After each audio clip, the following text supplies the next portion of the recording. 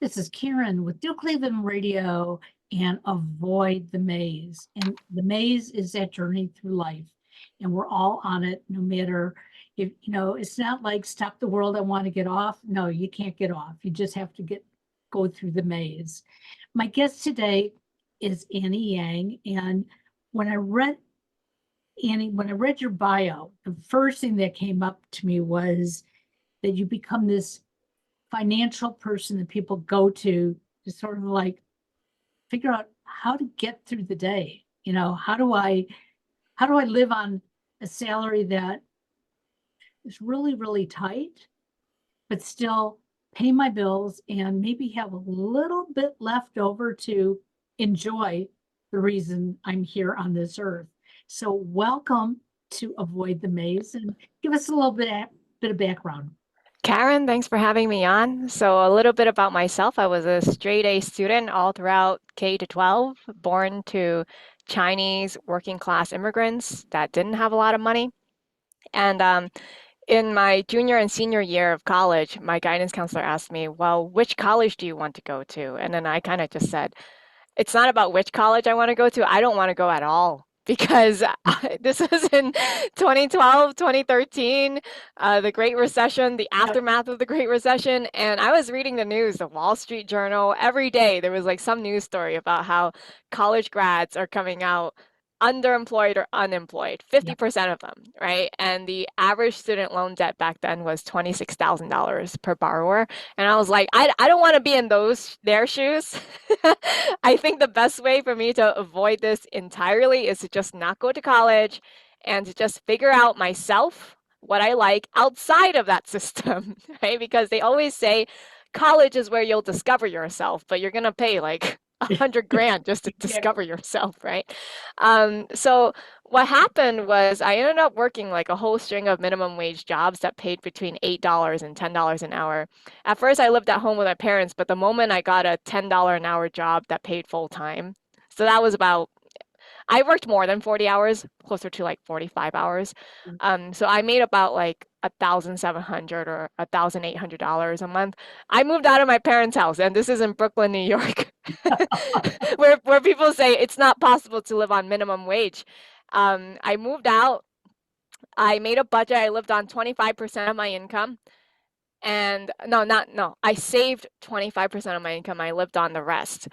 So out of that came the rent, food, and I basically only paid for only the bare necessities, and I just saved a lot of money. Sure. And I thought everyone had their life together. I thought all these grown-ups who made exponentially more than me had their shit together. Like how they afford their house, their car. It wasn't until much later I found out that people were living paycheck to paycheck, even though they made more money than me. And so it was at that point I decided I want to help people with their finances. So it's interesting because we always think everybody else is doing better than us. Okay. I mean, that's just you look over and I remember growing up, my grandfather lived in a senior a senior environment, but it wasn't in the best section of Detroit at the time. And so we would drive through very rundown neighborhoods, but there were Cadillacs sitting in their driveways. And I remember saying to my father, why do we have a 10-year-old car and all these people drive Cadillacs? And my father said, everybody likes to live differently. They feel good when they're in their Cadillac. He said, but I feel good when I'm in my house. And that stayed with me for a long time. You don't have to have all the fancy things because that doesn't necessarily mean that you're secure and that you're doing what you really need to do in life. So when you It, started to see it the, goes beyond that. It yeah, goes beyond the house because I okay, was on Reddit. I go on Reddit reading stories, and there are people who are contractors, so like they do work in a home, and they say, I always was impressed by people with big houses, these nice, big, fancy houses. But it wasn't until I started working, being an electrician or plumber, I entered these houses and I found out they weren't even furnished. yeah, They didn't exactly. have the money to furnish the house. And if they did furnish it, they furnished the area where there were guests. So like the living room area. Yeah. I, First impression, right? yes, Yeah. exactly. So when you decided that you are now starting to understand finance, okay, what was your next step? Well, I kind of asked myself, how do I become Dave Ramsey? Like Dave Ramsey is like this old man. How do I become that? I'm the Asian version of Dave Ramsey telling people they need to live within their means. And then I realized that's not a job. Like there's no such job in the world where you're paid to help people make a budget. Um, Financial advisors are people who sell you insurance policies, mutual funds, annuities. They sell, they want to invest your money for 1% of your portfolio. They don't care. Like they want to help people who already have money make more money. They don't care about helping people who don't have a lot of money. So I went to community college thinking I want to be a financial advisor. I didn't realize that until much later that it's not what I wanted. And then I got an internship working at this financial institution, just a small business. They were doing advising, and all I heard all day long when I was there, the owner of the company was selling his clients Macy's stock. He was like telling people, you got to get this Macy's stock because you know what's so great about Macy's? They're never going to go out of business.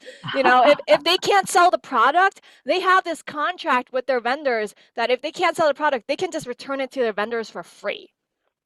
So they'll always make a profit. That was his like justification. And then all day long I just heard those sales calls. And I was like, is this the life of a financial advisor just to sell Macy's stock? And so that's when I said, I want to switch to a communications major. I can maybe like learn about the money on my own, but maybe I can better my communication skills so that I can teach people the message. So that's what I ended up doing. I ended up getting really good at public speaking. And it just in general, anything that relates to freedom of expression, whether that's like the way I dress, right? The way I speak, accent. I had to reduce my accent, like things like that. I worked on it. And a lot of people don't want to work on things. They want things just to happen. So like a lot of our college students, they came from families where their parents went to college and their parents were lucky enough not to have huge loans and find jobs and create a family. And that's what our younger, you know, kids have wanted all along. And my son was very lucky. The major portion of his college education was paid by the college that I was working at. But he went to another college for 6 months prior to that. And then he did another 6 months at the college I was working at after I left. So he ended up with student loans. But he, like many, as I told you before we went on air, could not get a full-time job. It took him over 10 years. And so, he started looking at his friends who he saw had full-time jobs, but they Hmm. were moving back home. What? Yes, because they couldn't afford. Now, whether it was they couldn't afford what they really wanted or they just couldn't afford it, I don't know. You Wow. know, those are questions that, an outsider that's not there to help them wouldn't ask. But that's when he said to me one day, Mom, I'm going to live at home, but I'm putting enough away so that the day I find something that is full time, I can be prepared to move out.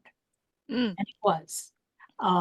He's still struggling because he's only in his second year of a full-time job and he's learning what finances are all about.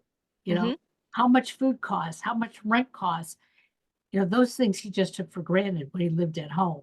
Yes. Now, I think you had a better idea of that when you were living at home because finance was playing in your head. Yes. It was something that was on my mind all the time the moment I turned 18 because my guidance counselor said, you're destined to work at McDonald's the rest of your life if you don't go to college. She said that. She said that to me every Friday for 1 hour.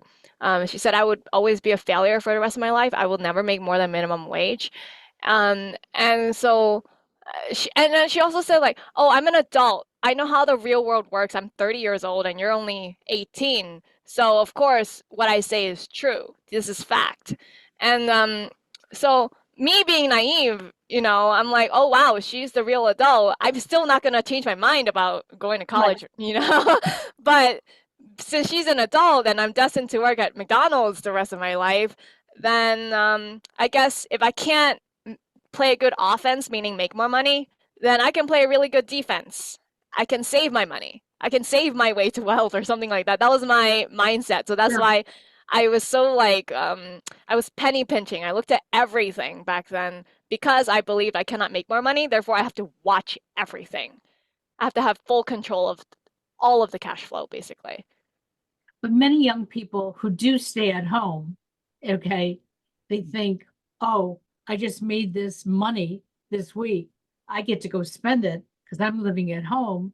Mom and dad are putting food on the table and I've got a roof over my head. In the beginning, that's how my son thought. Even though he was going to college at the time, and he had a part-time job, he would still say, well, I don't have to worry about those things. Now, little did we know how much he was saving. We thought he was Wow. spending all of his money. You didn't know. Uh, Wow. so, Well, you must be proud of him for doing oh, that. absolutely. Because, like I said, when he moved out a little over a year ago, he was prepared. Now, did he really have enough to sustain him? That was the one thing that none of us thought of because he was moving 1,000 miles away into a city that was very, very expensive. And yes, what he was getting paid was like big bucks in his head. It was like, you're just going to make it from paycheck to paycheck for a while. But It gets eaten up fast. he's okay with that because he sees the growth and now he knows what he's got to do. But a lot of people don't get that. My husband to this day still doesn't understand a lot of it. It's like, why don't I have more money? Well, so how do you help these young people who have graduated and now they're saying, how do I pay my student loans back? They want, half of my income. It's a hustle. That's what it is. I'm actually in the middle of writing a speech right now so that I can go on tour around the country giving the same speech. So after I did finish, I got a bachelor's degree in communications, and I even wrote a book called 1001 Ways to Save Money. By the time I finished college, I had a book. I was an author, right? But where was I? I ended up working at Domino's Pizza, making $7.25 an hour. Okay, yeah, I was in living in Lubbock, Texas. It's a very small city, right? Not a lot of job opportunity in the whole city. There were 8 banks. So, I wanted to work in finance, but I walked into every bank and they said, "We're not hiring. These are women working at these companies were there for 20 to 30 years. They're Right. not going to quit anytime soon, right? So what jobs are open? Fast food. So I worked in Domino's Pizza and I said, I am such a loser. I'm not capable. I'm not qualified. Why won't anyone give me opportunity? Why can't anyone see my potential? Why can't somebody just give me a chance?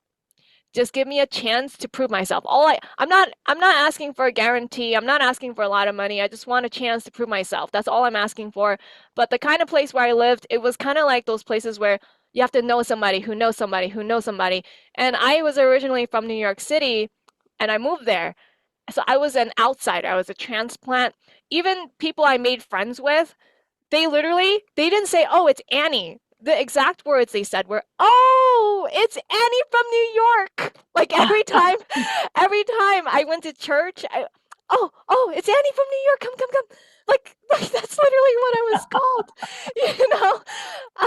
So it was difficult, right? But what I really learned at that kind of job was to have a good attitude.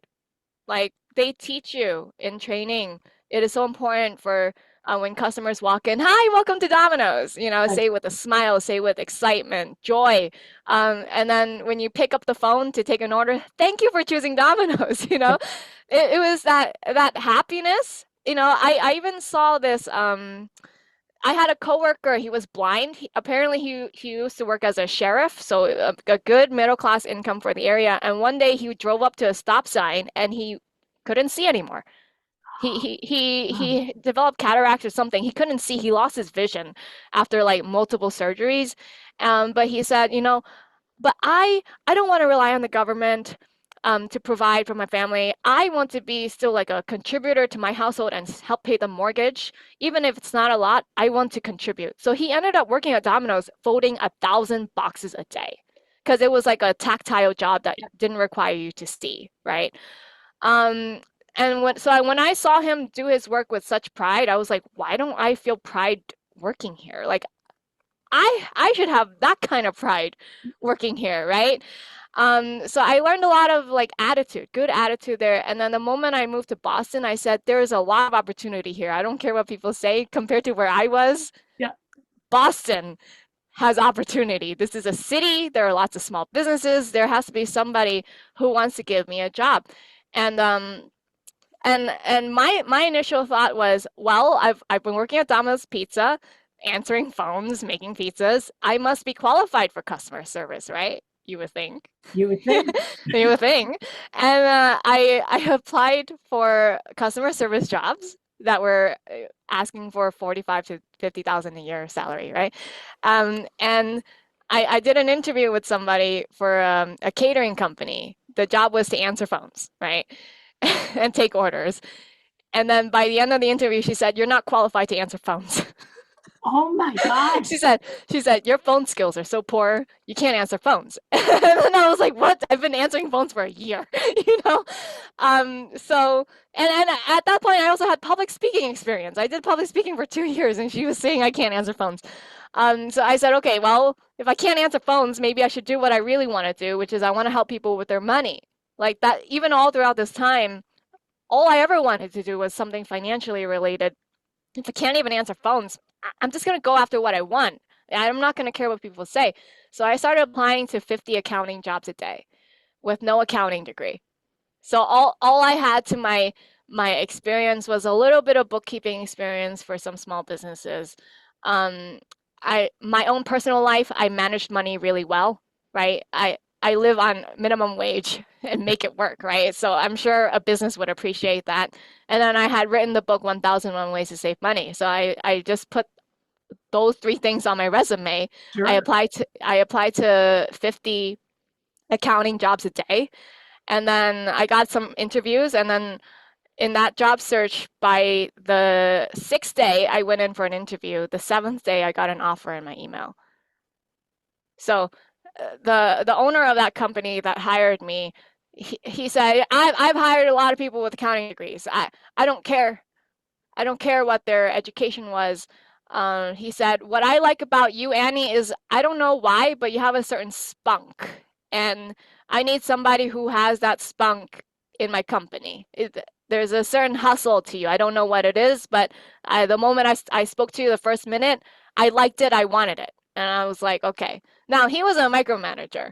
So I quit there after 8 weeks. But my next job search took 6 days. And then the job search after that took 5 days.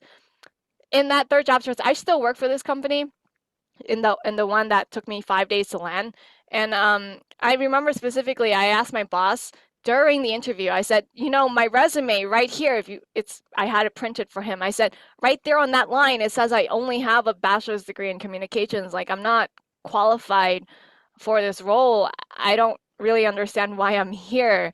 You know, like so many recruiters, they care about my lack of formal credential, but you don't seem to care at all. Like it's not going to be a detriment to how well I do the job. And then he said, the rest of your resume shows me that you're the kind of person that takes initiative. You see a problem and you go and you look to solve the problem without anyone pushing you to do it. And I want that.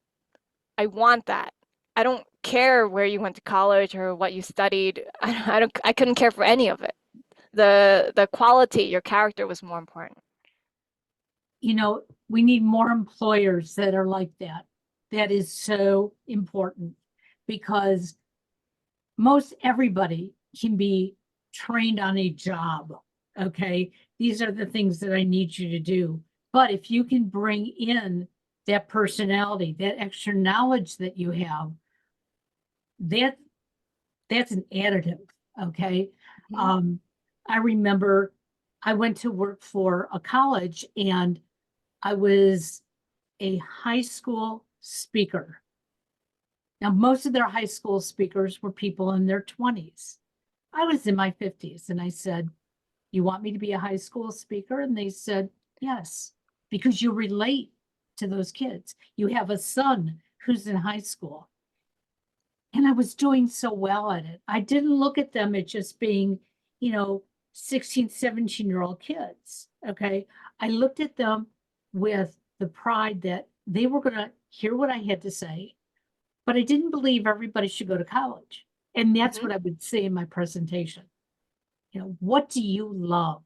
What are you good at? And if you don't know, take some time to think about it. And I would come back maybe 3, 4 months later, and I would have these kids come up to me and say, I didn't think I wanted to go to college, but I do. But this is what I want to study.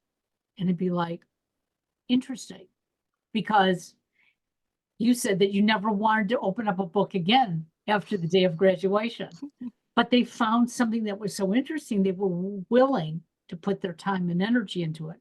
And then there were others who said, no, I like working on cars and that's all I want to do.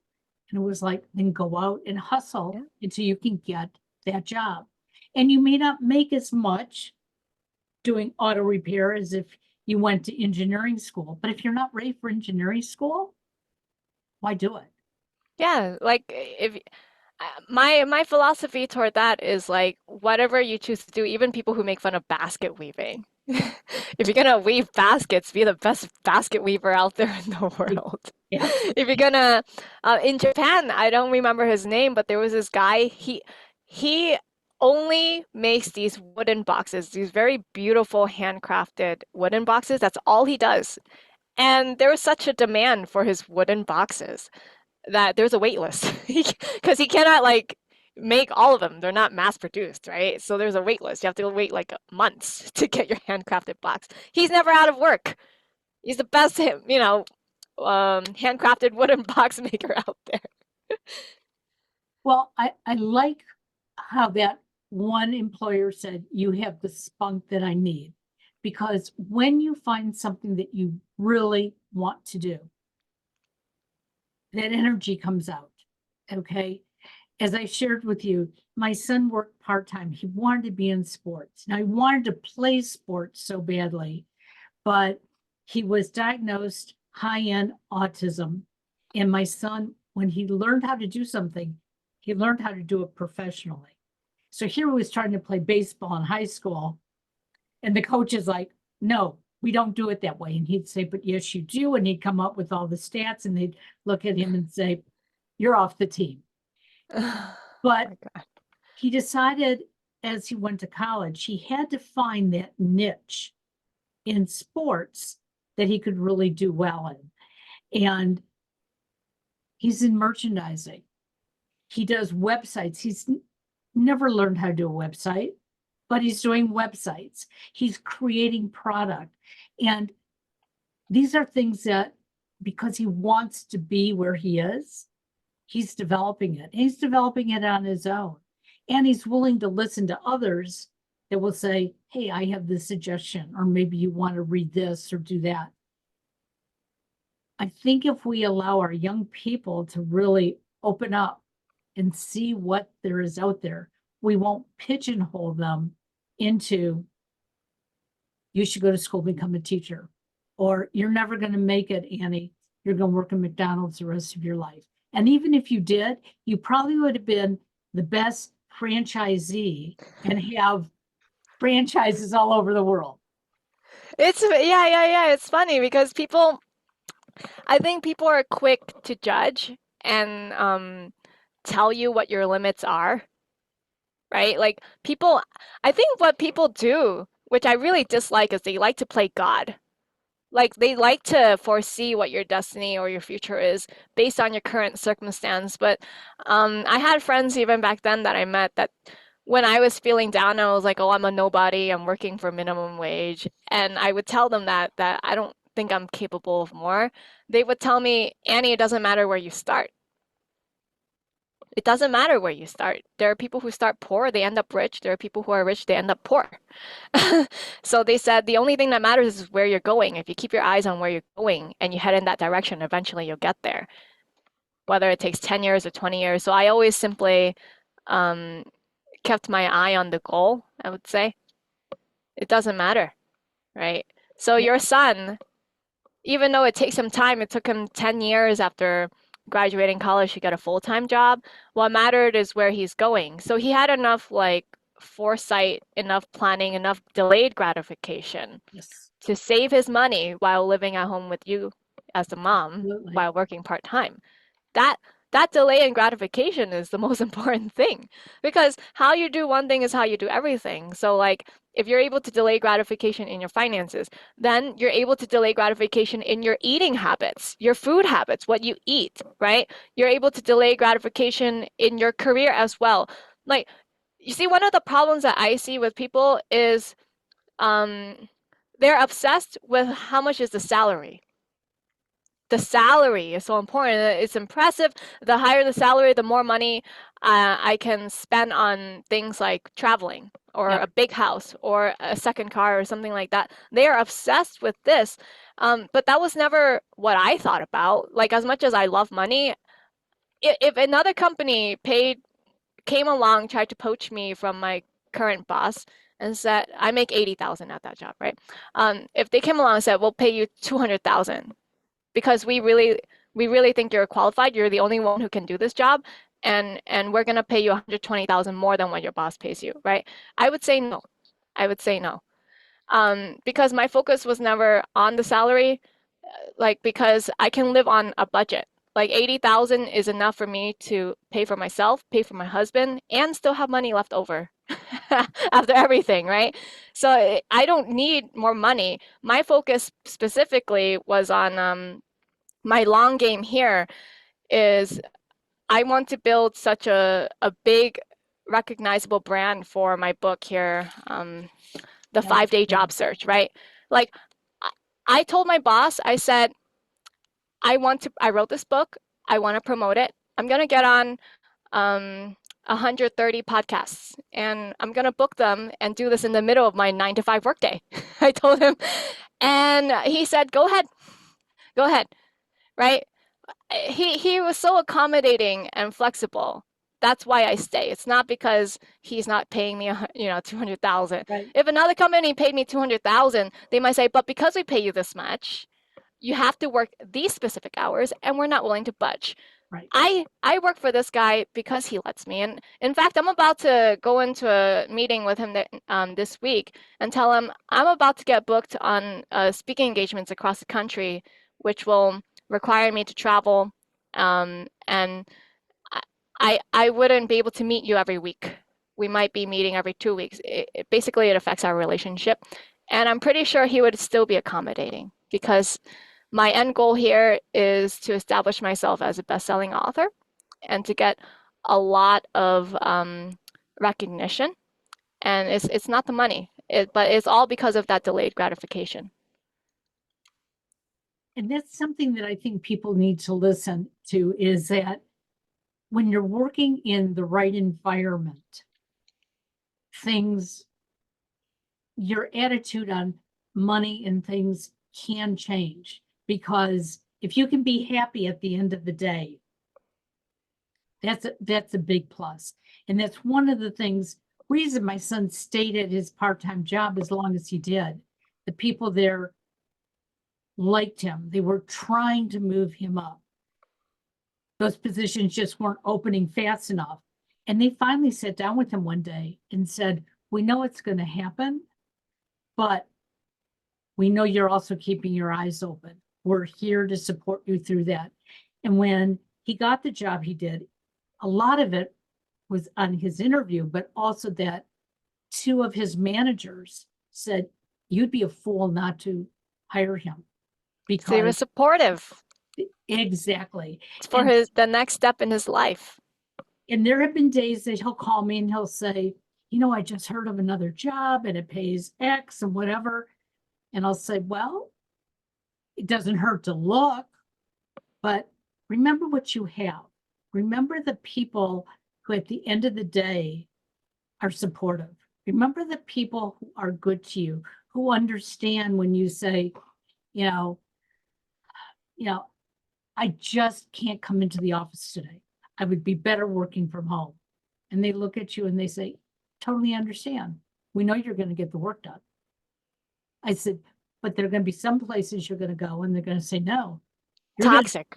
you're going to sit at the, and Yeah. that's what happened with me at the college that I was working with. Yeah. I loved what I did not want to leave, but the culture was so toxic that I was coming home every night angry. And I had started podcasting and they would get mad at me. But I'm not Why podcasting. are they mad at you for podcasting? My And goodness. I didn't even discuss the subjects from the college. So, I mean, I was talking about other things and they would say, you shouldn't be doing that. It's like, no, that's at my off time. That's at Yeah. time, not it's on the weekends. And No, they that's think they can dictate what you do outside of work. Wow. so And you're doing an amazing thing. You're not like promoting these controversial issues like, oh, Israel versus Gaza, yeah, versus or like transgender, like these crazy, very highly politically controversial topics. You're not even doing that. You're just trying to teach people how to avoid the maze in life, which is a good thing. So how can my listeners find you and find your books? Because that is important. The best way is by heading over to AnnieYangFinancial.com. That's ANNIEYANG Financial.com. And the 5-day job search audiobook is actually free. So if you head over to AnnieYangFinancial.com, at the top, there's this link. It says audiobook. You click on that, put in your name, your email address, and then you can just download it. How wonderful. And you're working on a new book? Is that what you said? No, No. just only the 5-day job search. That is it. Okay. This is it. No more writing for a while, huh? No more for a while. Okay. Well, keep us informed on your speaking engagements because if you're close by, I know many of us would love to come hear you if it's an open speaking engagement. And you've been delightful and you've opened my eyes to a few things. And I'm going to read the book. Not that I'm on a job search, but maybe I can help some of my clients along the way. So that would be wonderful. Absolutely. Thank you for having me, Karen. Have a great day now. Bye-bye.